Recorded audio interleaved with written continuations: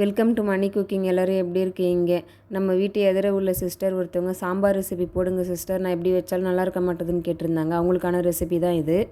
ஒரு குட்டி பவுலில் துவரம்பருப்பு 1 கப்பு எடுத்துருக்கேன் பாருங்கள். அதில் 1/4 கப்பு பாசிப்பருப்பு சேர்த்துக்கோங்க. சேர்த்து நல்லா ஒரு 3 அலசிட்டு அது கூடவே மஞ்சத்தூள் 1 டீஸ்பூன் எண்ணெய் விட்டுக்கோங்க. கொஞ்சம் கூடவே பருப்பு அளந்த பாத்திரத்துலேயே ஒரு 1/2 கப்பு தண்ணி விட்டு ஒரு 3 விசில் வச்சு எடுத்துக்கோங்க. கரண்டியால் நல்லா அல்லக்குள்ளேயே நல்லா சாஃப்டாக வந்திருக்கு பாருங்கள். கரண்டியாலவே நல்லா மசிச்சு வச்சுக்கோங்க தண்ணி விட்டு.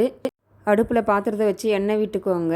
அதுக்கப்புறம் 1/2 டீஸ்பூன் கடுகு, வெங்காயம், தக்காளி, கருவேப்பிலை போட்டு நல்லா பொன்னிறமாக வதக்கி விட்டுக்கோங்க. கூடவே ஒரு 1/2 டீஸ்பூன் மஞ்சத்தூள் கலந்துக்கோங்க. கூடவே கட் பண்ணி வச்சுருக்க காய்கறிகளையும் சேர்த்துக்கலாம். நல்லா வதக்கி விட்டுக்கோங்க. காய் ஒரு 10 நிமிஷம் வதங்கி வரட்டும். கரைச்சி வச்ச பருப்பு தண்ணி அதோடு சேர்த்துக்கோங்க. அப்புறம் தேவையான அளவு தண்ணி விட்டுக்கோங்க. நான் வைக்கிற அளவு பார்த்திங்கன்னா ஒரு 3-4 பேர் சாப்பிட்ற அளவுக்கு வச்சுருக்கேன். குழம்பு மிளகாத்தூள் ஒரே 1 டீஸ்பூன் போடுங்க. அதிகமாக சேர்த்திங்கன்னா சாம்பாருடைய மனம் போயிடும். பெருங்காய பொடி கொஞ்சம் சேர்த்துக்கலாம். அடுத்தது எலுமிச்சை சைஸ் புளி எடுத்துருக்கேன் பாருங்கள். அது கொஞ்சம் தண்ணி விட்டு ஊற விட்டுக்கலாம். அதுக்கு நல்லா குழம்பு கொதித்து வரட்டும். காய்கறிலாம் வெந்து ஒரு 1/4 மணி நேரம் அப்படியே விட்டுருங்க. அதுக்கப்புறமா அந்த புளி கரைசலை சேர்த்துக்கலாம்.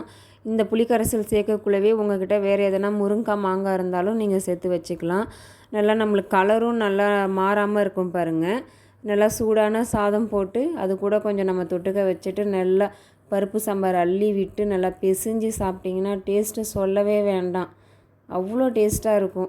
கண்டிப்பாக நீங்களும் ட்ரை பண்ணுங்கள். ரெசிபி பிடிச்சிருந்தா ஒரு லைக் போடுங்க. தேங்க்யூ.